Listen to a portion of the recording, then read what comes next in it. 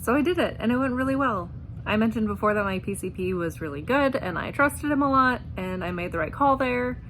I have a referral in, I don't know to where, but he had more resources than I could find.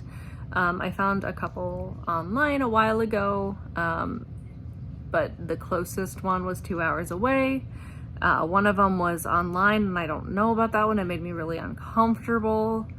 They said it was like a 20-minute assessment and it was $250, and that just doesn't seem right. So I'm really excited to see where this goes.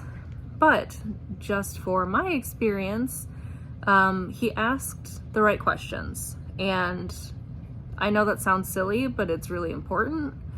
I heard a lot of horror stories about like primary care doctors saying, oh, I can't refer you, you clearly don't have autism, you made eye contact, or you have a job and people with autism can't hold down a job, which is ridiculous. We come in all different shapes and sizes and brains and abilities and all different things. But he asked about like the sensory stuff, the food stuff, the history stuff, all things that I was very prepared to answer. There was zero judgment. He was just really open and willing to talk with me about it. And by the end, he very much agreed. And the only like, I wouldn't even call it pushback. The only like points that he made were kind of what we all hear as we go through these videos is it worth it for you to get a diagnosis? You have a job. You're not like applying for disability, you're not applying for anything. What is this going to do for you? And in my case, I just personally feel kind of uncomfortable telling people that I'm autistic without that silly piece of paper. I'm fairly certain after all of my research, but also if I get assessed and I'm not, like, I want to know that too. I want to know why these things are so different for me, and some things are way more difficult than they should be, and some things are way easier than they should be. It's kind of a mixed bag, and I want to know why my experience has been different.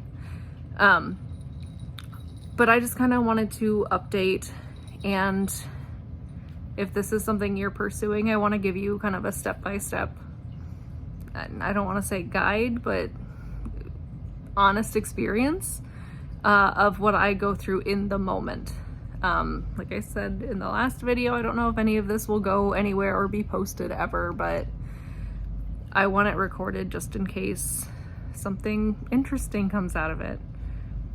But yeah, I'm kind of proud of myself. It was really scary, and going home was very much like a lot of handshaking, a lot of dancing, a lot of moving around, because there was a ton of nervous energy. And even though I was allowed to do my small fiddling, because nobody can stop me from doing that, not even me, those large movements were very much needed after something like this. But yeah, I'll keep this updated as I go along, but I am supposed to hear something within a week as to where I got referred.